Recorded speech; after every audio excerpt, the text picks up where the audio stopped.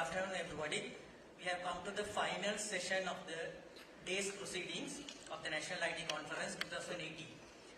For this session, the theme of this session is Security in the Information Society, Vision and Perspectives.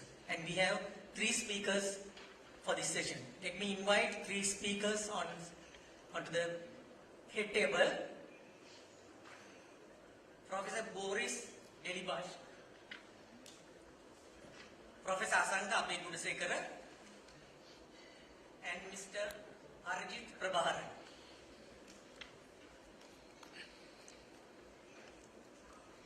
Asanta. So this main session will be about the security, and let me introduce the first speaker without wasting time because we are running short of time. We are late, as usual. The IT projects are late. Okay. Our first presenter today is Professor Boris Delibasic. I think I pronounced it correctly. Professor Boris is a graduate at the Faculty of Organizational Sciences, University of Belgrade, at the Information Systems Department in 2002. In 2003, he got the teaching assistant and research assistant positions at the Center of Business Decision Making at the same university, at the Faculty of Organizational Science, same university. He received a magister title in 2004 at the Information Systems Department in 2005, he served the obligation.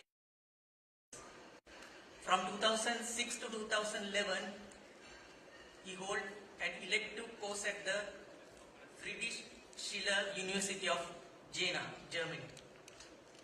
He received his PhD title in 2007 at the Faculty of Organizational Sciences, University of Belgrade. And he elected into an assistant professor position in business decision making in 2007. And he served the coordination board from the Euro Working Group on Decision Support Systems since 2011.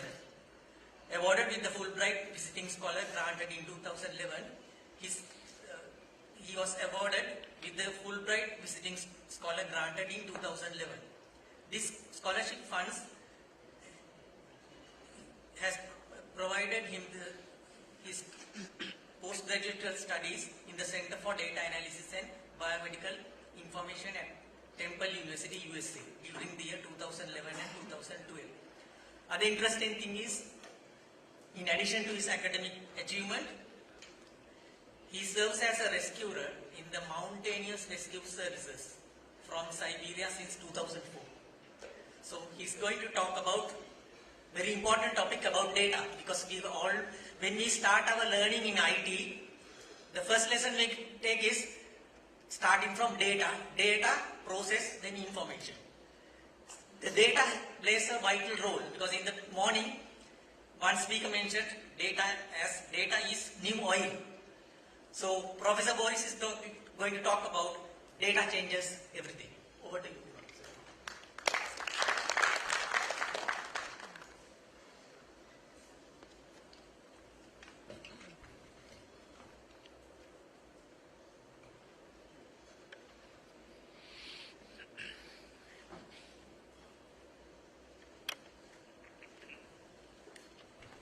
Okay, hello to everyone.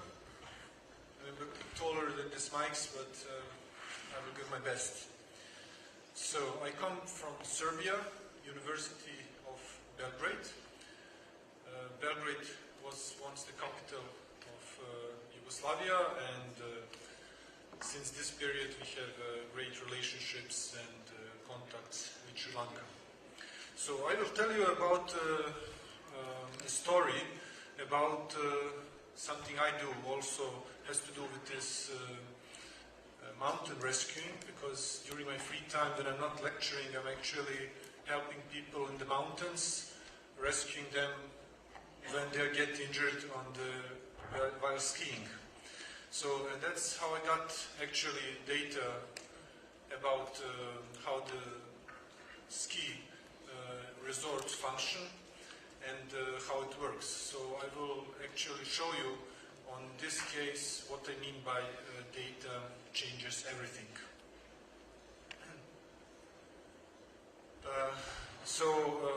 There are four, so please just tell me when it's time to quit. Just give me a sign. Okay, so actually there are four parts of this presentation. First, I will talk a little bit about this data to see what kind of data it is. It is actually the data about moving of people. That's nowadays very usual. You can record it in various ways.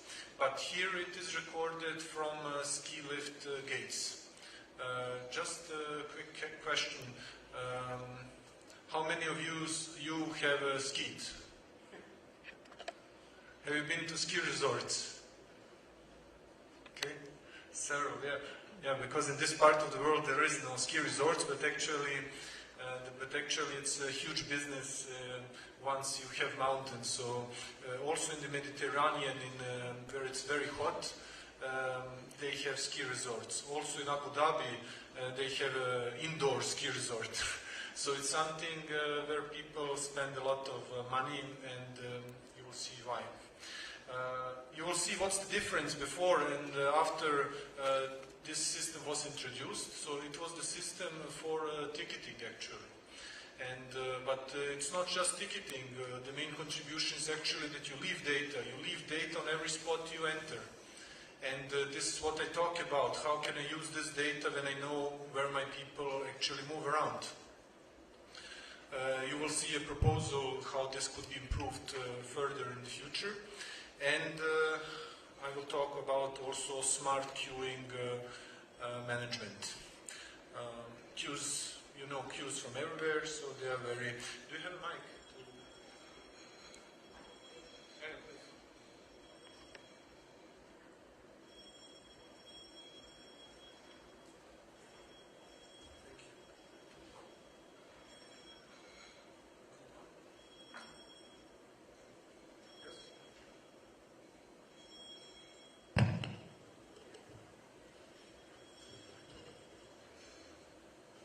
Okay, thank you. For me like this. So this is actually our ski resort. Just to get the impression, it's a mountain. And what people pay money for, it's actually that someone brings them on the top of the mountain so they can actually ski down. You see the small houses in the bottom of the mountain? These are actually points where data is collected. So on these points data is collected, and we know on each point where a skier went. And so the skier buys a ski ticket and skis the whole day on this mountain. So this is our ski resort Koponik in Serbia. It's one of the biggest ski resorts in this part of the world. It's the Balkan Peninsula. Europe is the Pyrenees where Spain is, Apennine where Italy is, and Balkan where a lot of problematic countries are, and we are one of those. But we have great mountains. So in 2005, actually, this system was introduced. This system for, let's say, RFID ticketing. So you have a RFID card, and once you come to the ski lift, you leave your data, and you can enter the ski lift transportation system. All skier movements are since then recorded in the database. And actually, this system uses a company that's named Ski Data, uses this data for basic reporting, and the ski resort pays for it. But this is just a little thing what can be done with this data. This is actually the process of downhill skiing. So you first enter the ski lift gates. These are the ski lift gates that actually capture the data. You leave your skier ID, your location and time when you enter. Then you go, actually, the second picture, you go with the lift to the top of the mountain, and then you enjoy the skiing. And that's what people actually very fascinated about. So in my country, actually, there are people that would actually go rather to winter vacation than summer vacation once they get into this. But actually it's a huge industry. For example, last year in China, 30 new ski resorts were opened. And it is expected that the east hemisphere of the world will actually catch up Europe pretty fast. Because now the huge ski resorts are in Europe, Alps, and United States, North America. But Asia is catching up really on this. So what's actually the difference? Before introduction of this RFID system, you would just buy a ticket, and the ticket will provide you access to everywhere. But the ski resort wasn't aware of your movement, and they had just the information about how, in total, how much tickets were sold. But now with the introduction of this, they actually know not just how many people there are, but they know where these people ski and in what time moments. So that's a totally different perspective, and that opens possibilities for other stuff. So what does it mean? Actually, these are some insights how skiers behave. So when we see a skier can ski from p.m. to 5 p.m. But when you look at this, how much they ski, you see that most of the skiers ski actually 4.5 hours. So actually, they don't use the whole time for skiing, although they paid for it. The ticket is valid the whole day long. Also, when you see the number of ski lifts they visit, you can actually notice on this second diagram that most of the people, here is the percentage of the people, and here is how much ski lifts they visit. And you see that most of the people actually don't visit whole lifts. If you look 50% of the population, they just visit maybe half of the ski resort. So actually we pay for a ticket we don't use, actually. That's normal for public transportation and so on, but it's quite strange for a ski resort where actually you have so much opportunities. Another conclusion is how people behave is that when we look at this diagram, we see there is a strong actually tendency of repeating the same ski lift. So actually we see that that's why we did clustering on this data, because we saw we wanted to see what kind of behavior there is. And when looking at we see that people actually have 1 hour where they have maximum number of ski lift transportation, and they are actually different how much hours they ski during the day. 60% ski the whole day, they have activity during the whole day, but the rest, 30%, they actually don't ski the whole day, but just a couple of hours. Even where they ski. So when we look at this, we see actually that this strong diagonal actually means these are the ski lifts. And we see that skiers tend to repeat ski lifts. And not just to lifts, but also to ski on the lifts that are similar to these ski lifts and that are nearby. So actually, when we look at this, how much, what they pay for the whole ski resort, and they pay for all hours. We are seeing that actually the ski resort is doing a great job. They are selling ski tickets that you will never use totally. So from their side of view, it's actually a perfect thing. But actually what happens, it happens this data.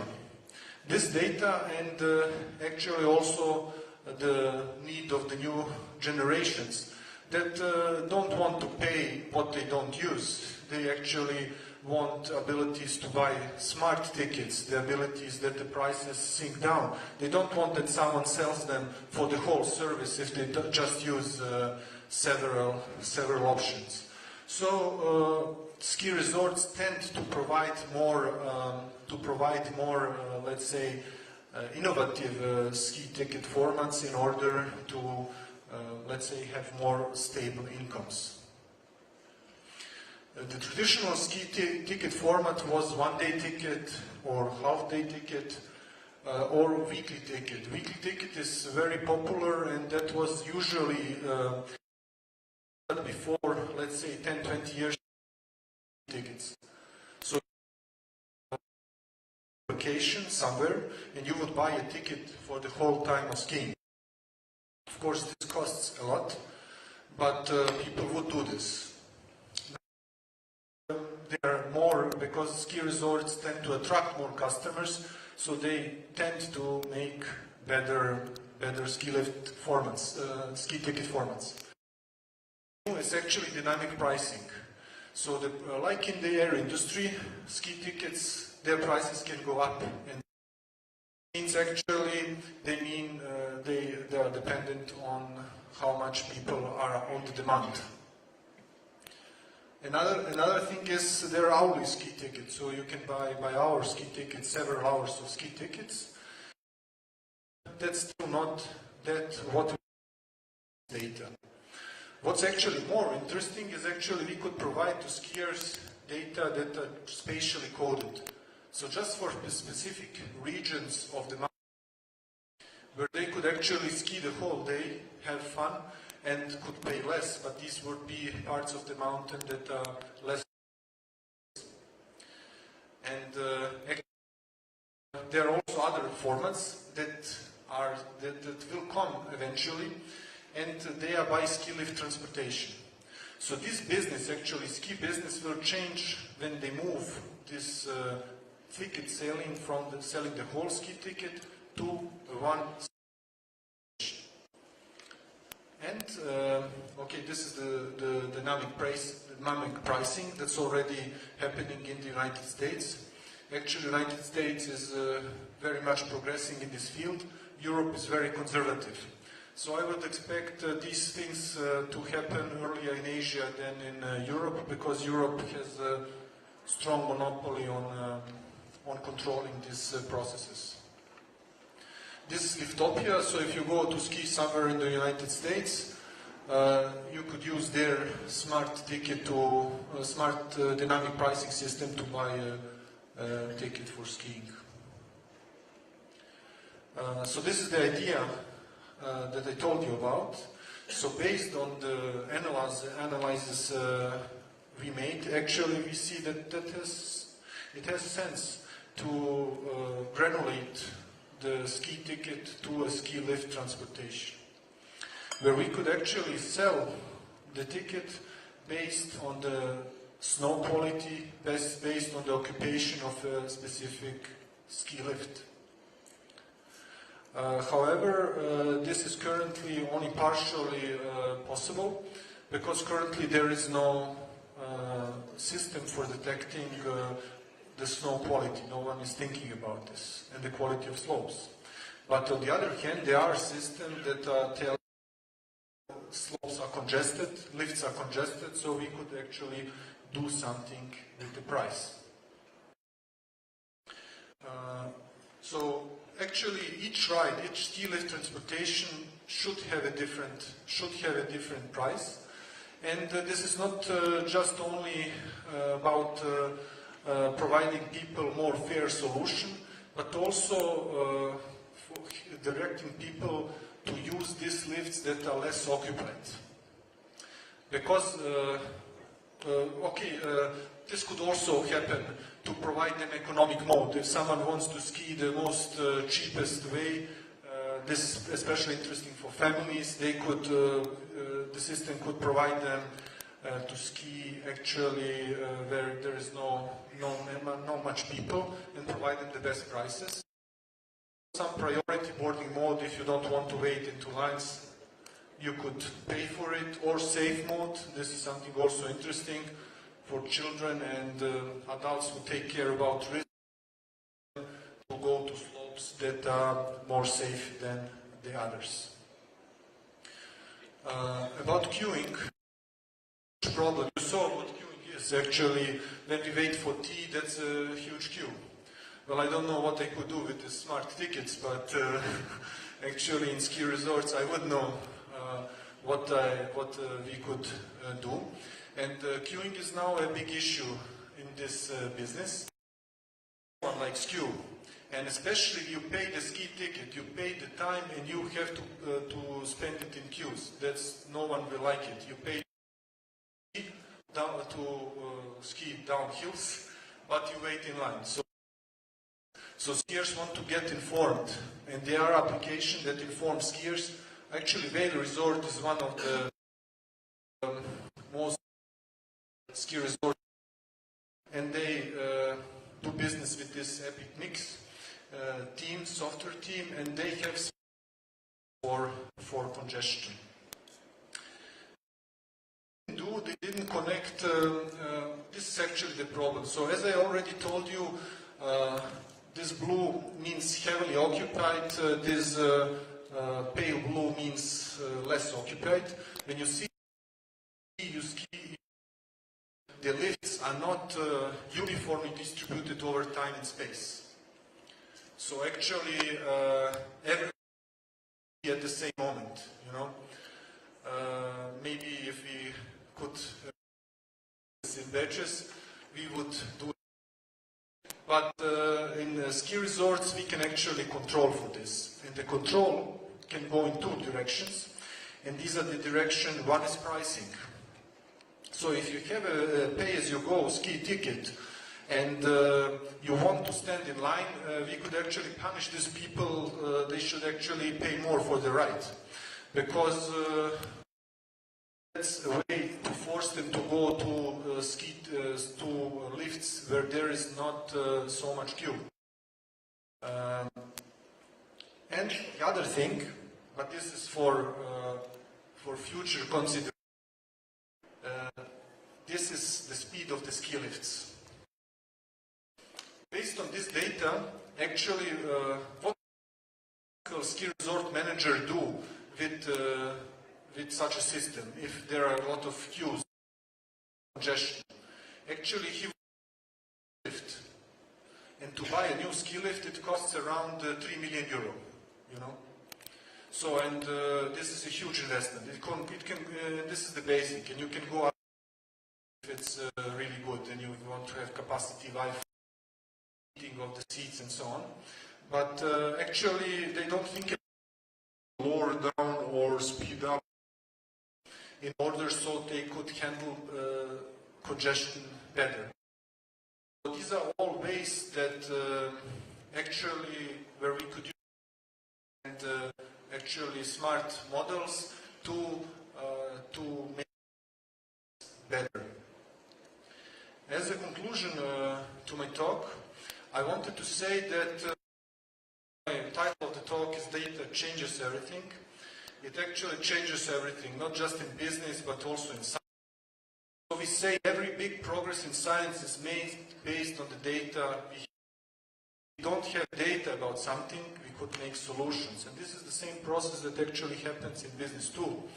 Business is the first one that when it sees data, it can actually make a progress on it. And in ski business, I know that some companies that really made very simple stuff, like calculating how many lifts you did, what is your total distance a day, they were millions of dollars, you know. And so this ski business is a huge potential, it's a huge business potential.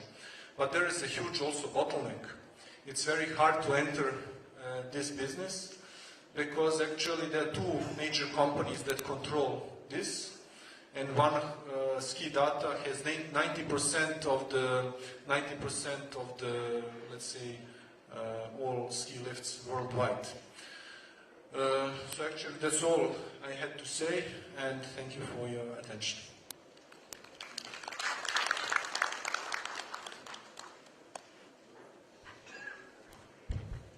Thank you very much, Professor Boris.